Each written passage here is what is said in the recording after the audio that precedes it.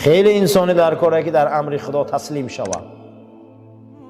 حضور نبی کریم صلی الله علیه و سلم یک مرد میبینه، جناب پیغمبر صلی الله علیه و سلم میگه که من فقیری را دوست میدارم، نمیخوام که به دولت باشم، بیماری را دوست میدارم، نمیخوام که سالم باشم.